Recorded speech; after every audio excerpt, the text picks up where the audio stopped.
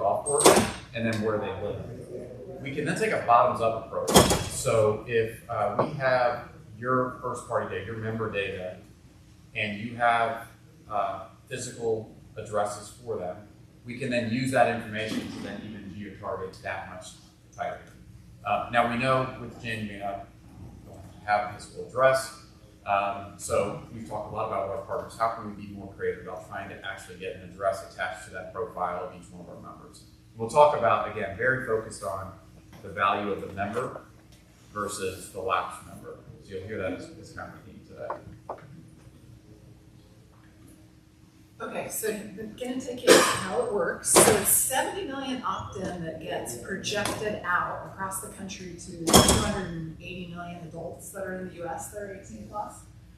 And then as you get into geographies, you can do parking lots and clubhouses, for example. We need about 5,000 square feet is what, and that's like a small retail store.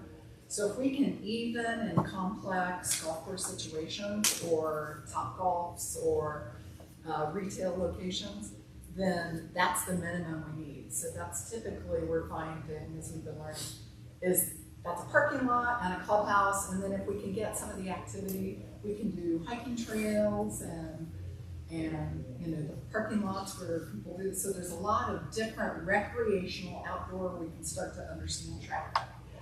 Now, with these segments, what we've got is 17 major segments.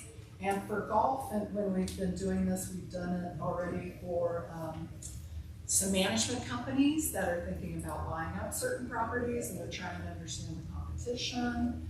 And that golf is tending, and then we've done it for wall golf, in Detroit for a second, is that it's about 6 or 7 segments, and it goes from top to bottom by money. Basically, you've got the wealthiest Americans all the way down to the Rust Belt rabble-rousers, who are more rural and lower income. So that's where we start looking at where they live, what are their geodemographics based on. We've got wealthy segments all over the country, but they're different whether they're in Boston or whether they're in San Francisco. It's different climate, demographics, age, income, and then we can really understand how they move about their lives. So we follow them back home, they stay there all night, or in their neighborhood, and then they leave. We can see them go to the gym, and then stop, go to work, and then stop at the golf course, and then what pub do they stop at on the way home? So it's pretty crazy when you start to see these aggregated trends that, oh, actually those golfers don't stay at the golf course after their round. They stop at the pub a mile down the road. So it's a lot of how you can really get very hyper focused on behaviors. But then you can also aggregate it up to build lookalike audiences is really the big end game. And with that, the magic and the game changer of this is we can see their digital lives. We can see what podcasts they're listening to, what websites they're tending towards, what brand affinities they have. And we have some customers over in the travel business, they always want to know when we do surveys, ask them what their favorite car is.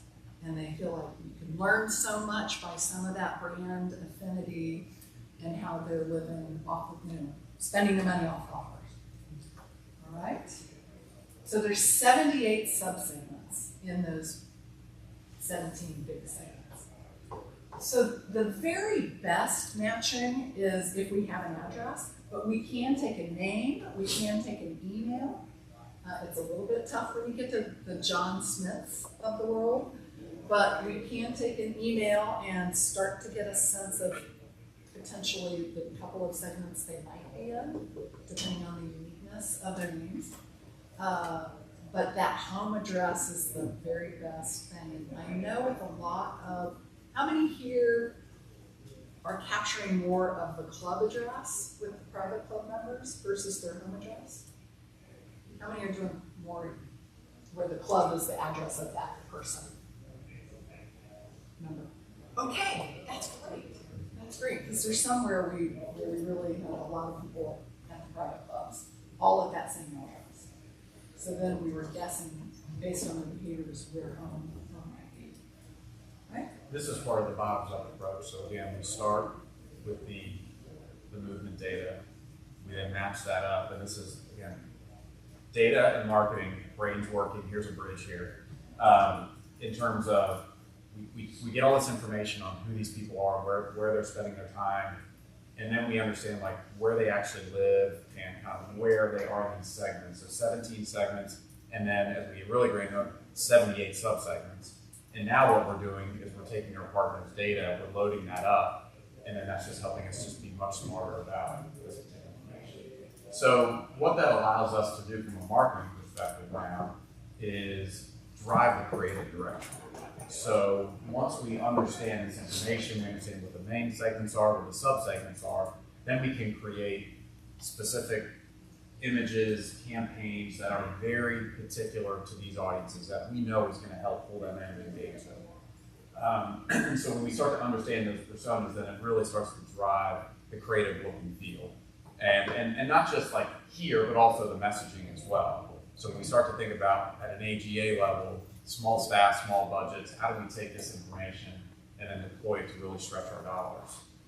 When we move into the digital activation side of it, this now allows us to take the information and begin to create these cohorts and really drive deeper into where's my money going to get stretched the most, whether it's paid search, whether it's paid social.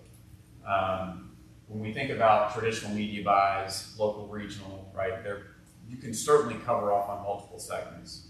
But when we think about some of the visuals here, we've got to be a little bit creative in terms of making sure that we're driving deep into these particular segments. So one of the things that we've seen, and again, it's early days, we're a year into really understanding and learning and seeing how can this best be of value to the AGA community. One of the things that we're understanding is there's a lot of energy that's put on the lapsed member. Well, they used to be a member of our organization. We got the information, let's just keep targeting them, let's keep targeting them, let's keep targeting them. They'll eventually come back. There's a reason why they left. And it may not always be, say, a bad experience. It could be because they moved, because they have children, because, changed jobs, whatever it is, right? But what we're seeing is success that's happening is with the lookalike audiences. So we've got this new wave of golfers. We heard all the numbers that Mike wanted to talk about this morning. We've got this new wave of golfers coming in. How do we create more and more and more of those? How do we go and find more and more and more of those and just keep expanding in a circle?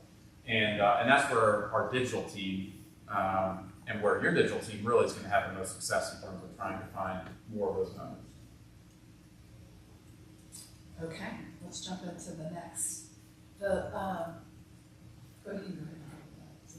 So there's the two directions. We upload your database, but if there are golfers that are hanging out at mid-range public courses in the middle of the city and they're a target for you can see the rounds are cranking and who are they? That's where we can use that geo-fenced golf course data. So we have got 7,000 courses across the U.S. geo-fenced currently, and we'll have, we've actually, with our partner Placer is the name of this system, and then the segmentation is called Persona Live, which is almost like, has anybody used Claritas or Prism? It used to be credit card data, so where you start to understand how different groups of affluent, travel and stuff. Well, this is Persona Live, and that's where it gives you that digital media activity, like where they're hanging out online, which is different than the good old credit card data where you figure out what Prism segment someone was at. Well, now this is of Texas. What we're learning is a visit to a golf course a round of golf. And at private clubs, we're finding, and there's so many activities at private clubs, especially so many offer fitness and all the racket sports, et cetera, and great food, that it's about 35% from what we can tell when we get really honest rounds data from the golf courses. That's about 35% at private clubs. At public courses, though, it's much more correlated, although you've got a big crew now that's spending time at the driving range, especially if they're new golf courses. So we're going to break it down in a little bit. We'll show you how we look at the A, B, C's, and D courses is what we call them. A's being heavily private, affluent America, all the way down to the D's where all these new golfers are coming into 9-hole and executive course facilities. And just really understanding, and how do you figure out who they are and where you might find them if you don't know what their address or even their name is. And so basically seeing what their behaviors and building those lookalike audiences. So that's why we really are trying to get to understand every golf course in America and not just a sample of courses. And then we can really speak to predictions around rounds played. And just like David from the GF was saying yesterday, you guys were going to break another record this year. We're going to go over 550 million rounds. I mean, we've all been in the golf business, even any more than 10 years, and it's amazing to see this place where we're at. You know, are we there? Do we put our highest stake in the ground right now? Every year, we just keep going up. So it is a really exciting time to be in my business. What I think this means for the AGA community is it's very tedious. Our research team is drawing the lines on every single golf course in America. So right now we've done about 7,000. We will be at about 14,000. We've also done about 700 off-course facilities as well. Retail, Top Golfs, golf simulator locations, which obviously we know that's a very valuable place to find new members as well, or look-like audiences. And so now what we can do is we can talk to a specific AGA and say, let's really drill down on your region, your state, various parts of it, and really understand what's the data telling us at these golf facilities. And you can learn about your non-member courses too. That would either be a prospect for you in terms of being a non-member, or at least who is at those golf courses that could be a potential joiner, somebody that would be new, a new consumer to the AGA. This is an example. So our top target A, B, C's, and D's. That's a rating that we've developed over the last 20 years to have segments of courses. A's are big economic drivers. They're about 55 to 60%. I think they're about 55% private golf courses, and that would be the Rivieras and best private club. A's are also best in market, not like best in the United States. It's in Minneapolis, for example. They are the economic leaders and driving kind of the best. That would be Hazeltine. So it's not just about the best in the country, it's the best in your metropolitan area or in your state. B's are more like workhorse public courses. They might be 36 holes, they're cranking rounds, or it could be like a mid-city private course, or some of the lower end private courses. Top target C's, where you get out in the middle America and just a lot of public golf there. The D's are 60% 9-hole facilities, and what is amazing is we can look at week by week to see what's happening.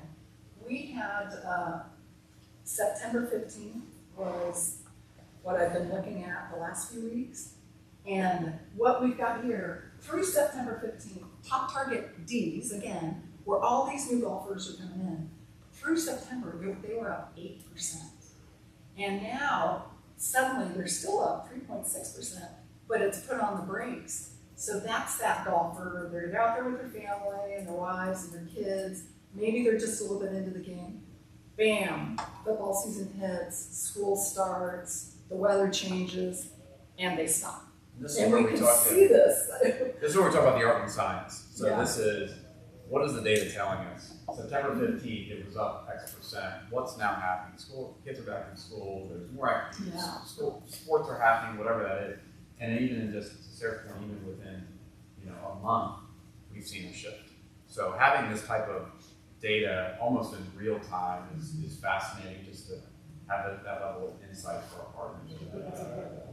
Yeah, so this is just to really understand. It really starts to bring the behaviors to life in an organic way, where you can start to market to them, understanding some of those behaviors, like golf season ends. But for a lot of people, it doesn't. They take their game on the road.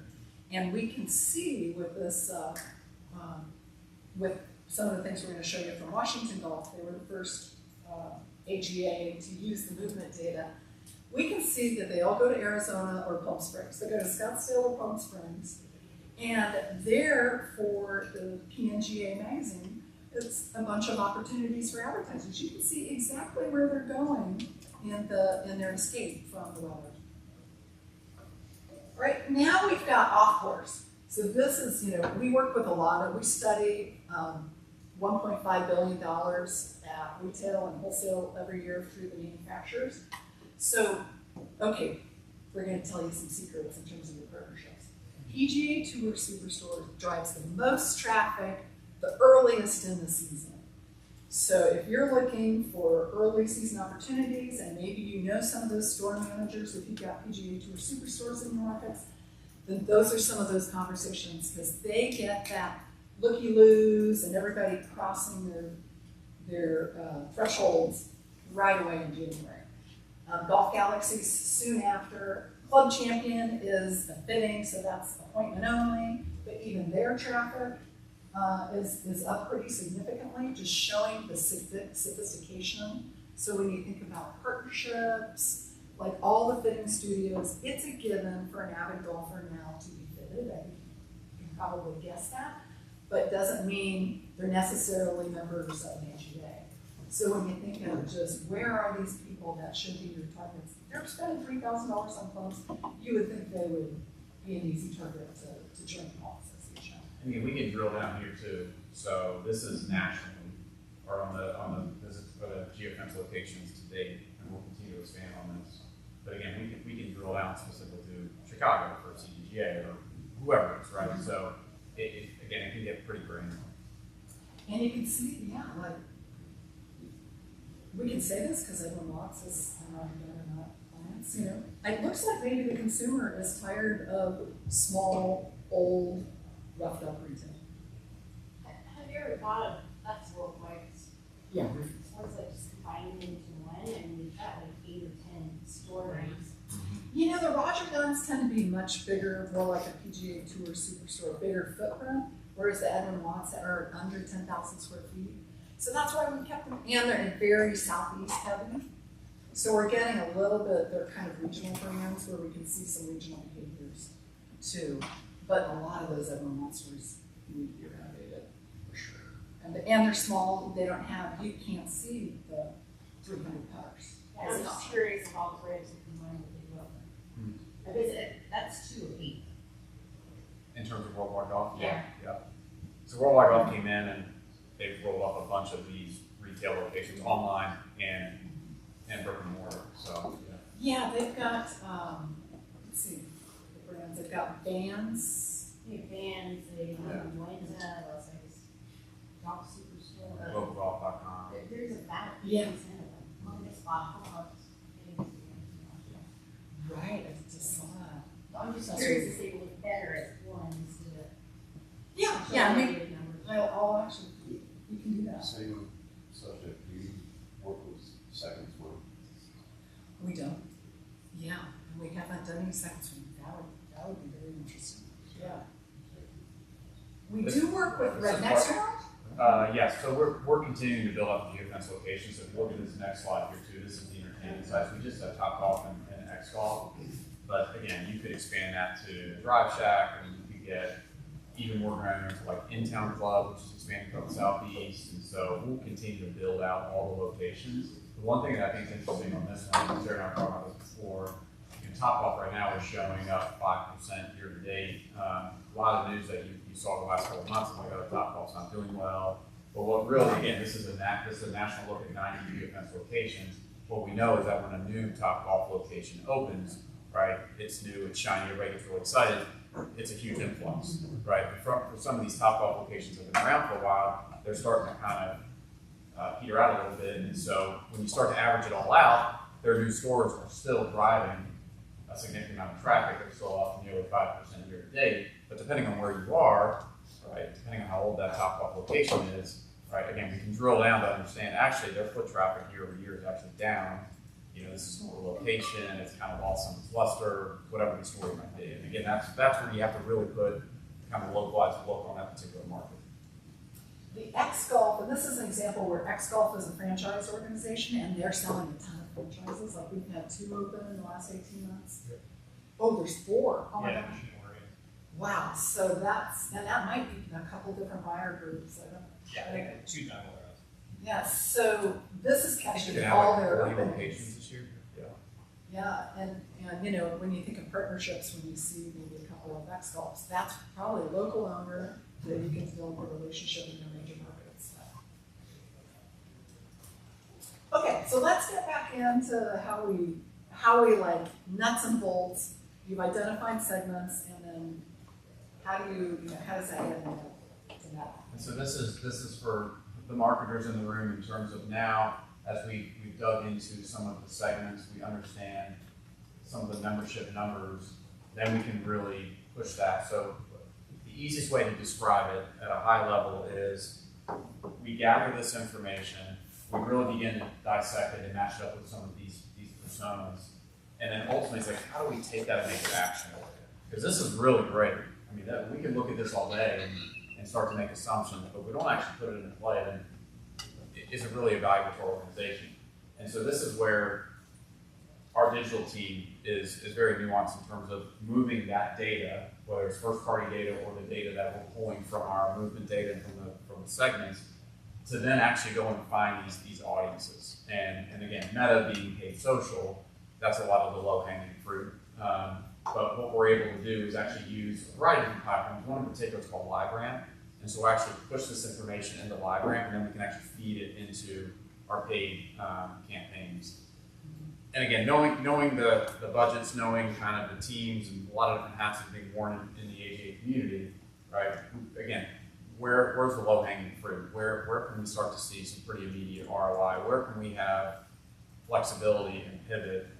And so this is something that, through paid search, through paid social, we're able to be very nimble, whether you or with our partners. A good example is Club Champions, going back to the locations on the previous slide. So we handle all the paid media for Club Champions across our 140 locations in the US and Canada.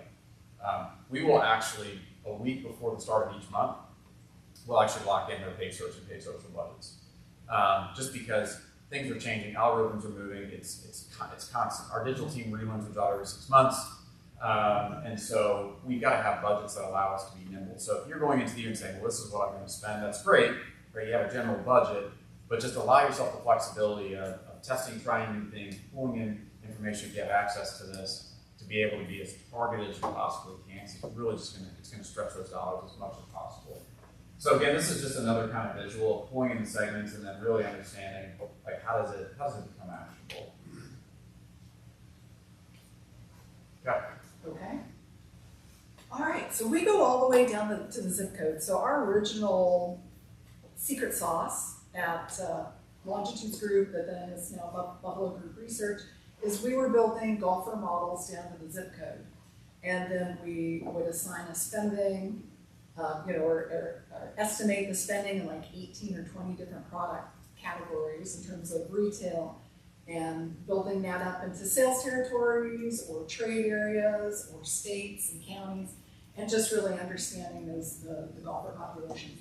So it's then bottom up and in terms of demand, and that's why with an AGA, even if maybe you're only half of Ohio, where we can really understand, who is unique. And they used to talk about the homogenization of America, and it's just not true. Like, you go and hang out for an hour and a half on any corner in America, and it's going to be totally different than any other place.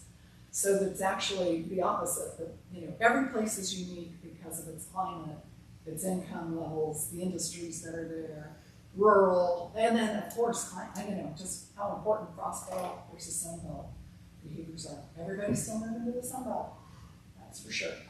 So we can go all the way down the zip codes and then help you understand the dynamics as you move across your state and how you go from urban to rural.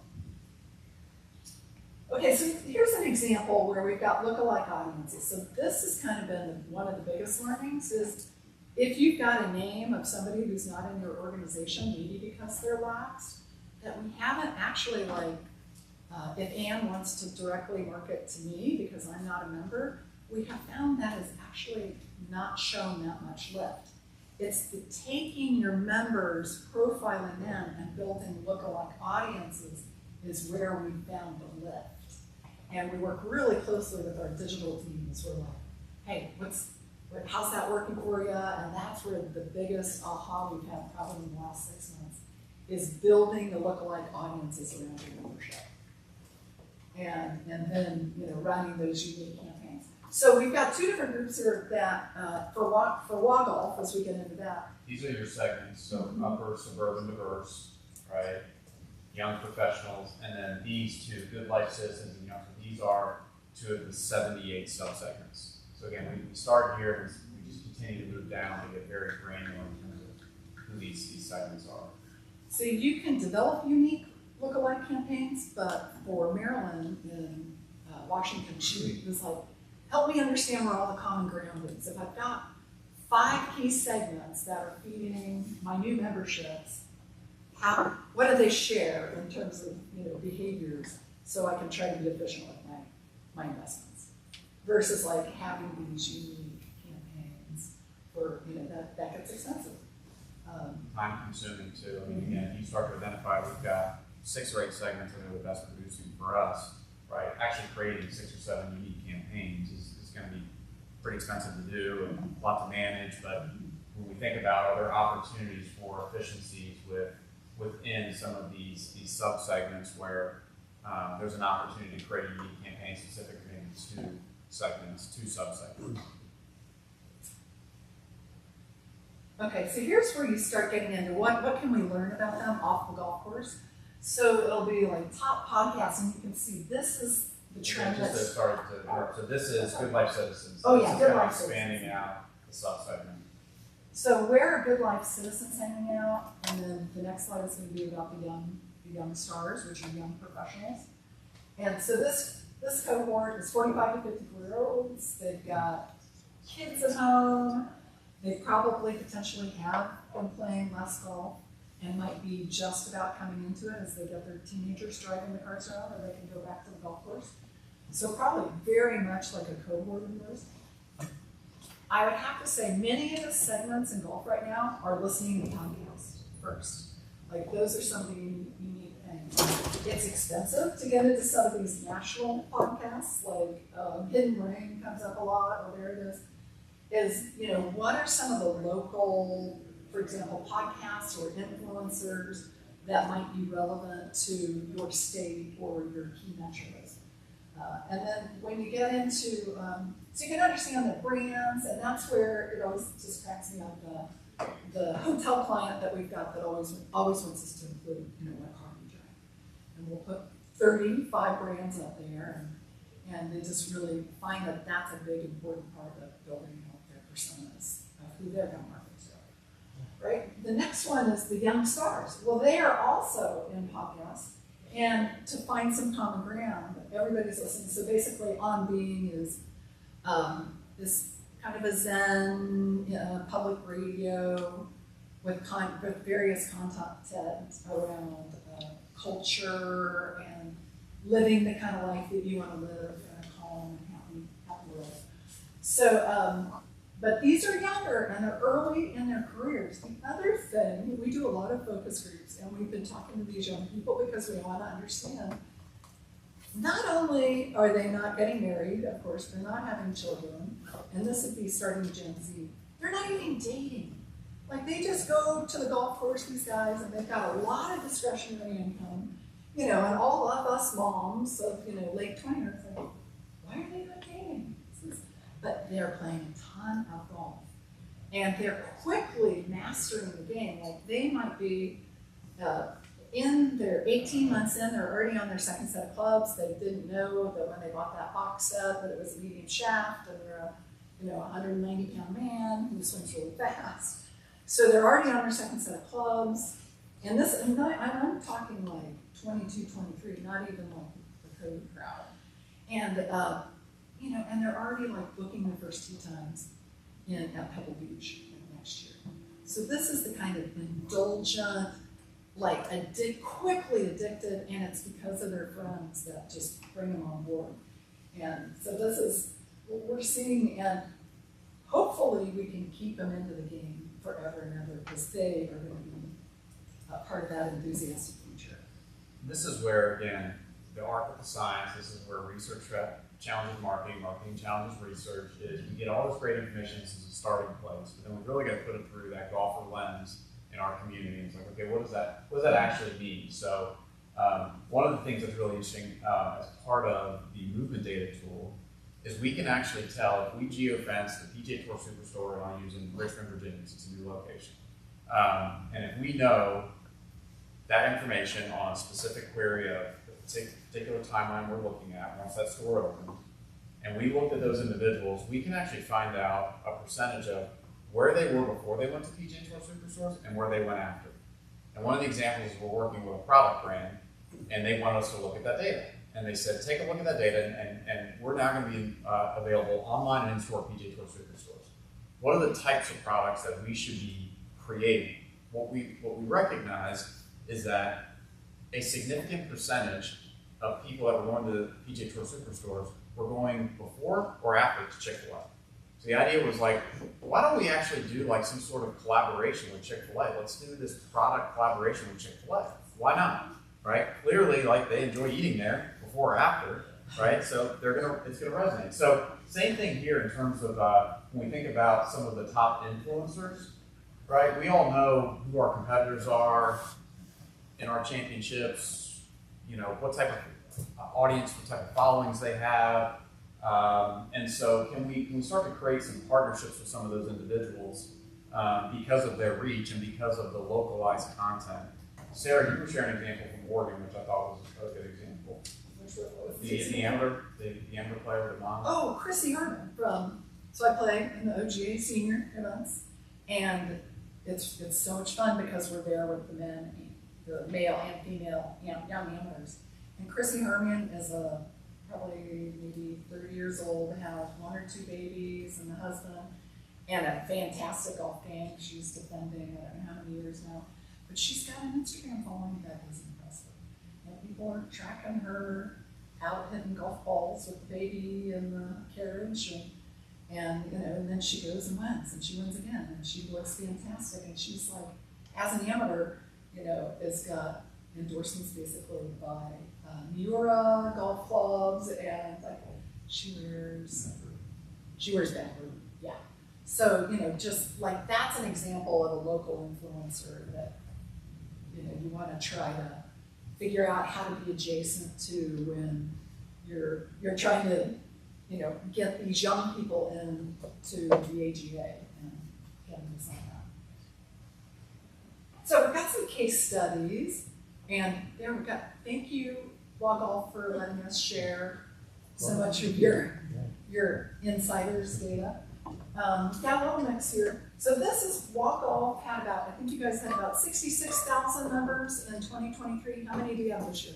Well, we're up to almost 80, over 80,000 now. So You know what it was? I think we took out multi members. Yeah, you had 72,000, but about 10% of those were from out of state. Yes. So that would be it's too wet in Seattle, so we live in Palm Springs half the year.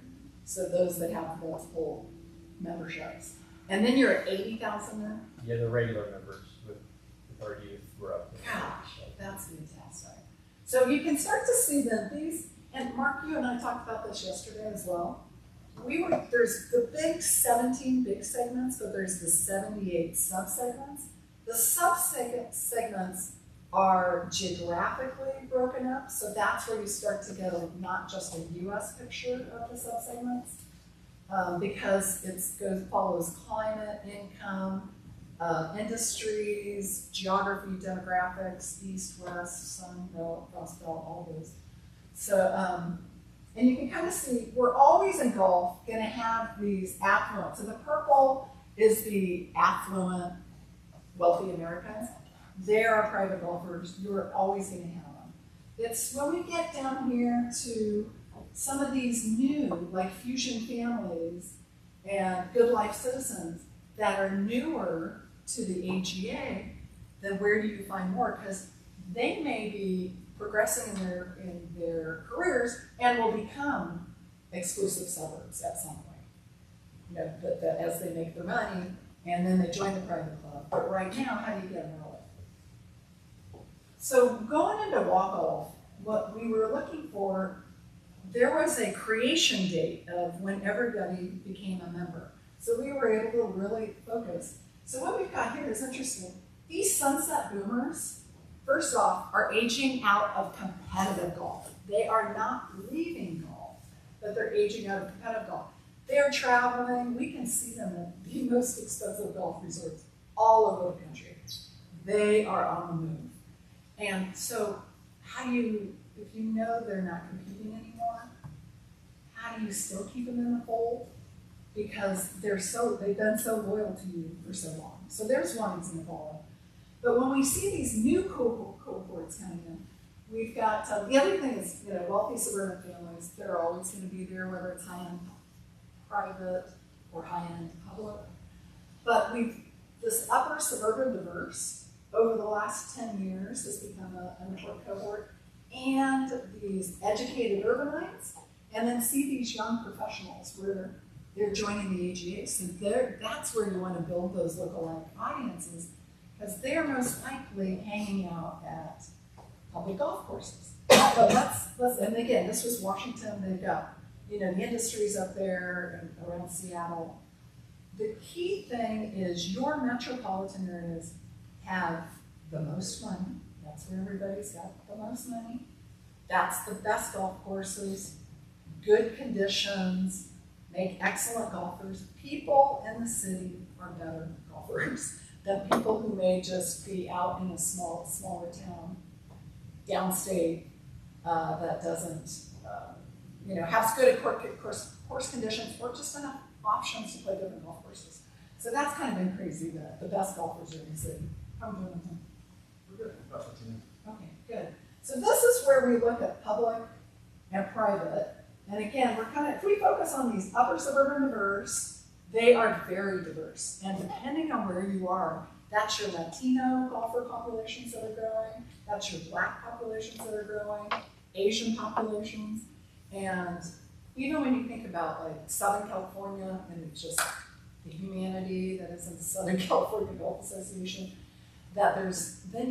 we actually did some work with them. There were 13 different Asian groups that are very different. You've got the Vietnamese and the Filipinos and the Koreans and the Japanese, and they have their own cohorts of 25 guys playing golf, and they're like, we don't need to join the State Golf Association because I got my money game here, and we play Wednesdays and Saturdays. Like, how do you create value propositions for some of them? They're playing a lot of golf, they're at your golf courses. How to find something to engage that entire group, because if you get one, you'll get all 25 that's in that Wednesday and Saturday group. So that's where we're going, and being relevant with marketing if you live in a really diverse, if some of your major metros have that kind of diversity, where you really want to meet them where they're at. So when we look at this, here's one, young professionals. They're at public and private, or private and public. Young professionals is the orange. It's the smallest orange here. You know what those young professionals are at private courses? We did some work up in Massachusetts, and we found, as an example, Salem Country Club has a really affordable junior membership that comes in with the family. And so we can see in the traffic at Salem Country Club that they get a lot of young Gen Z members because they're coming in on really affordable opportunities being part of the family. But then they're also a public. But what we get here with the upper suburban diverse, that's where they're in your C and D locations. And we're going to jump into, you can kind of see public and private, where you're going to find some of these groups. We built a dashboard out for Washington Golf so that they can start to understand, what it looks like as you go across a giant state like the state of Washington. The one other thing that with geofencing is that we can capture big events. For example, when we did Georgia, we geofenced Augusta National. You're not supposed to tell people that. We gave the number. We know what the number is. they asked for permission to use that number, and it was declined. So we did not report on. GiA fenced the parking lot, which is maybe all known, it's free. And so we found some ways since they were. Yeah, yeah. And it was right there in line with PGA championships and US Opens. So, but you know, it was a major. This particular one was a Pac-10, when the Pac-10 still exists. Last year, college preview, that was at Sahalee Country Club. And we get that weekend spike. And you can see that, like even Georgia Tech was there. And they came up. And so you can see where they're coming from and where they go back home to when you've got, you know, potentially resort locations in your mix or big tournaments.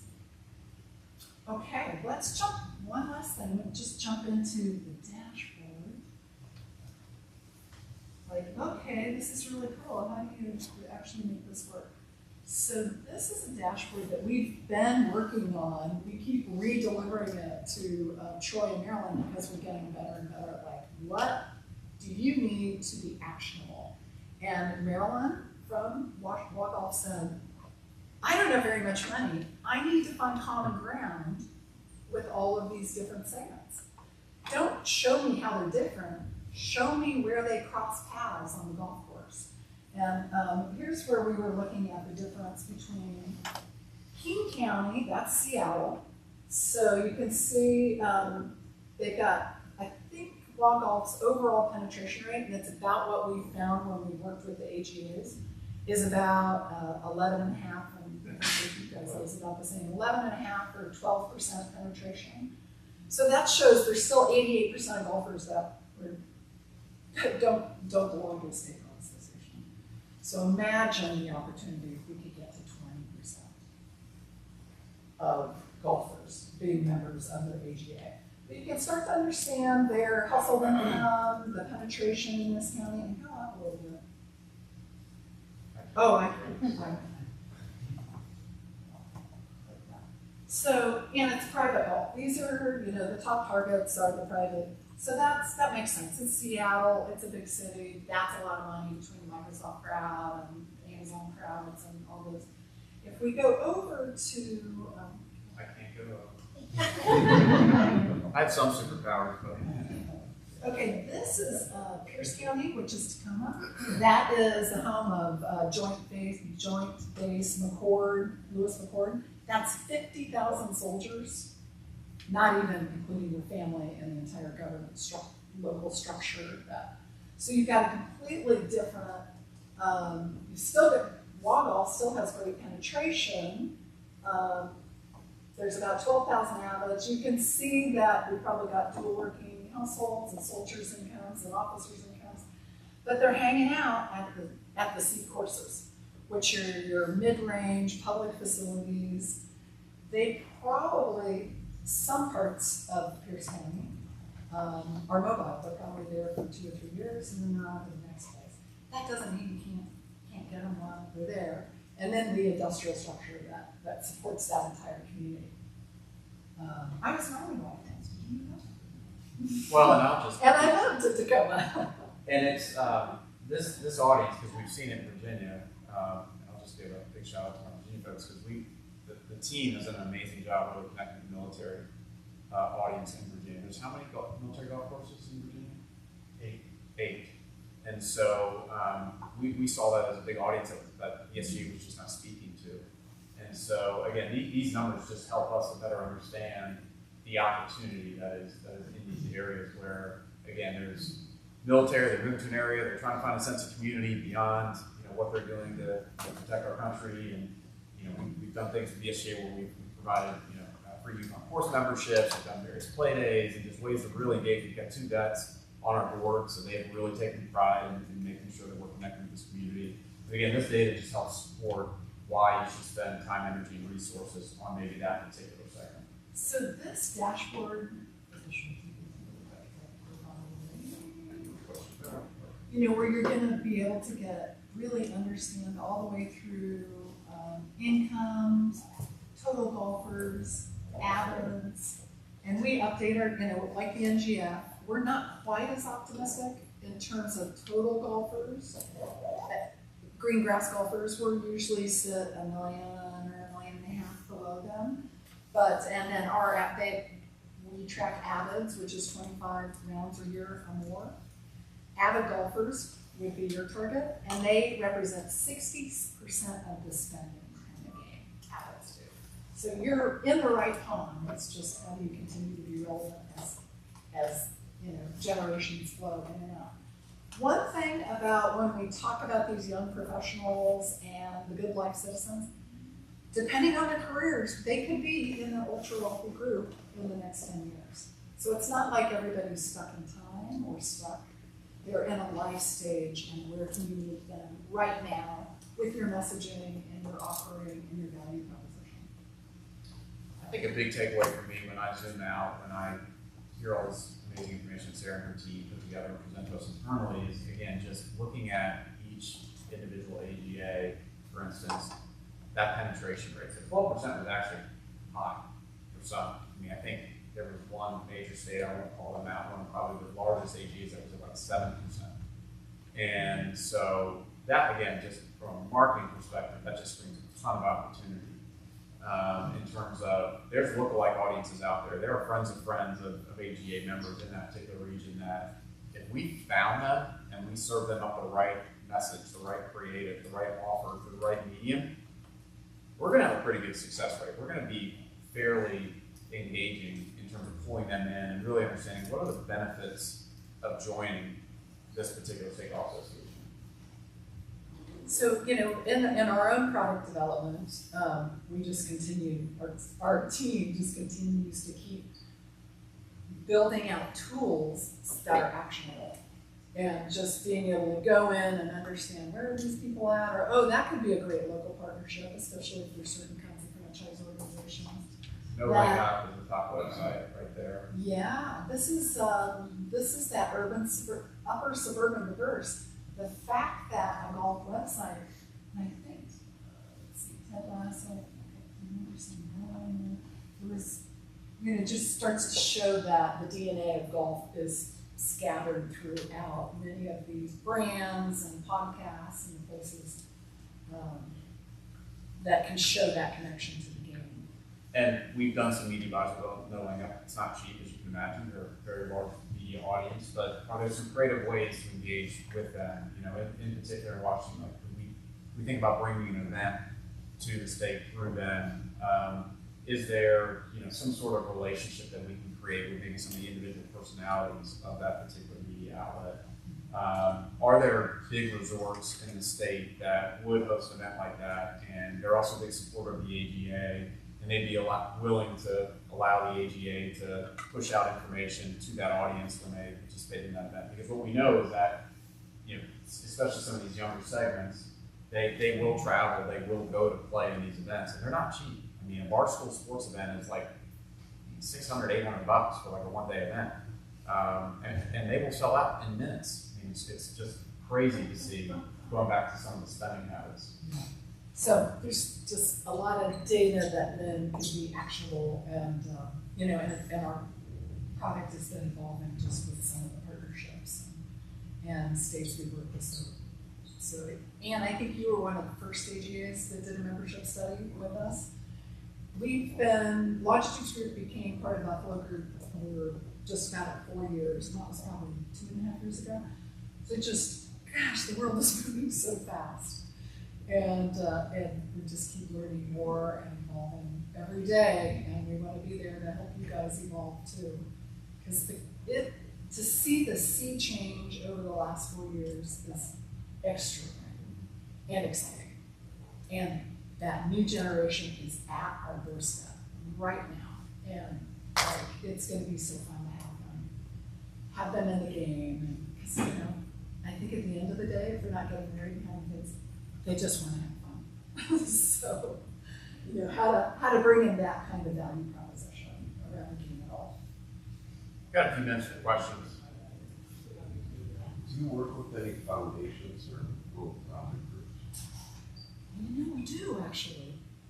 Folds of Honor. We can do. like with Folds of Honor, they had 100,000 donors, and 50,000 of those donors that they had home addresses for were from golf events, and 50,000 were from galas. And the demographics, and looking at it at the whole regional, totally different. The gala people were in the big cities, they were young, educated urbanites, probably in their 40s, and then the golf events were much older, military affiliations, and much more like heavy in the Southeast. So then if you have different segments within your database, you can really start to see pretty quickly like where they are in their state, suburban versus urban, what's that mean for kind of thinking about different kinds of things. So, it's just, as you guys are thinking about it, we learned from you, and we definitely know that we are just barely touching. Can you incorporate a wealth rating? Absolutely. And that's the segments of like ultra wealthy families, and even the wealthiest suburban. Yeah, so it's. Yeah. And sometimes things change quickly, like within a zip code even, you can have, I hate to say the railroad tracks, but a zip code can even be kind of a big geography sometimes because it can have so much diversity in it. So then so that's the beauty of this, because we're digitally learning their behaviors. We don't have to worry about what if we draw the trade area too big, and that's okay. And waste money. Just Any other questions? It's all this info come from our house. Yes. Crazy. Scare everybody today? I know, what I think about, should I turn off my weather app? Because, it'll be like, I'm walking my dog, and if it's gonna rain in 8 minutes, I need to know. Because I gotta get that dog out there. So, You mentioned like the not being able to get the individual home address because of policy. Like, what is the general kind of policy or governance that sort of oversees this technology? yeah, it's triple opt-in. There is like a government organization or maybe it's an industry. And I know that our VP of Data Analytics knows that term. Okay. But so it's triple opt-in, and again, the opt-in is that you have on your bank app or your traffic app or your weather app or any of those things that you let them know your location. So you can shut off all your location services and you're not tracked like that.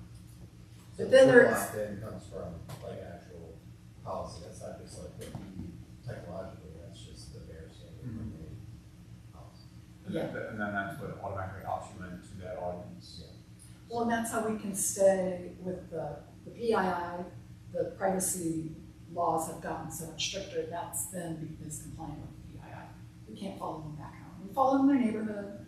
I know my neighborhood. I've got a young family next door, and a really old couple on the other side, and then we're in the middle. So do you say, they might all say that we're in the same young professional cohort. I hope so. And then I can get marketed to as if I'm younger. But so it's not perfect, but it's going to get you into some generalities, and then if there's a strategy to find common ground with all those golfers, that's with the local audience. Great, thank you so much. Lunchtime. All right, thank you.